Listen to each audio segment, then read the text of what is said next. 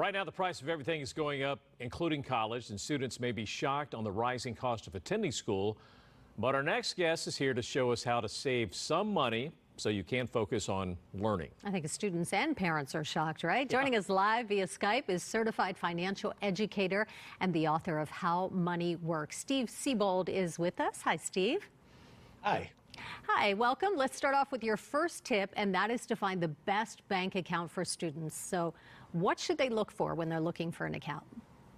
Yeah, go online and do some research. Some of the banks, Bank of America, Axos, they have these accounts that are specifically for students, and they're fantastic. Mm-hmm. And some of them even give money away, like $100 to get the account open and get active with it. So they're great deals out there. That'll pay for some beer. All right. Exactly.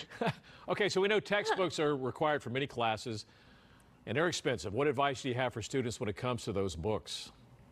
Yeah, if you go to, there are websites out there. One of them is campusbooks.com, where you can actually rent the books, or you can buy them and sell them back. And you can save like 70 to 80%. And those books are really expensive, as we all know and remember.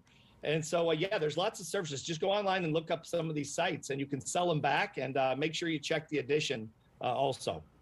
Right. The professor wants you to have that specific edition, right? I know you can rent them from Amazon as well. So there are some great deals out there, because those textbooks, they can be hundreds of dollars just for one book. All right, your third tip, let's talk about this, cutting unnecessary expenses. So what are you talking about when we consider students? Well, for students that are still watching cable TV, which a lot probably are not anymore, but canceling cable TV, any kind of subscriptions they have, a landline. I mean, who needs a landline? I mean, we don't probably have to tell this to students because they know this already. But anything that's outside of your academic, your studies and beer, should be cut. Yeah, we definitely were on the same page on that issue. All right, you also encourage students get a part-time job, not a full-time job, but bring a little money in. Yeah, there's all kinds of things you can do now. I mean, driving, ride share, working at the local pizza place down the street from the school. I mean, they're always looking for students, and so you can have some pocket money, and you can also pay some of your tuition and your books and all the rest.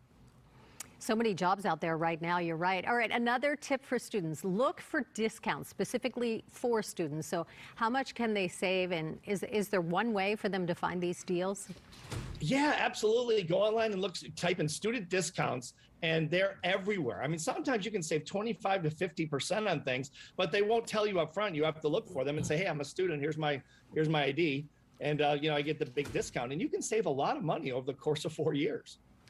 All right, a big issue in the news the last couple of weeks, student loans. What's your advice on that?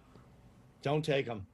It's a racket, because some of these students, I have friends that are in their 50s that still are paying off college loans. I mean, it's just a disgrace, and then interest rates are high. Federal loans are at 5% right now. I mean, that adds up, and a lot of students, they're not used to debt. They don't understand debt. They don't understand it's going to follow them, and it's compounding every year if they don't pay it off. So I would try to go junior college is the greatest underrated deal of all time. I mean, you're just learning the basics in the first couple of years anyway. You don't need a degree from 2 years at Harvard for the first 2 years. So junior college, I would avoid student loans, and look for scholarships as well. There are websites that have scholarship services are fantastic. All right, some good advice. Thank you, Steve. Thanks, guys.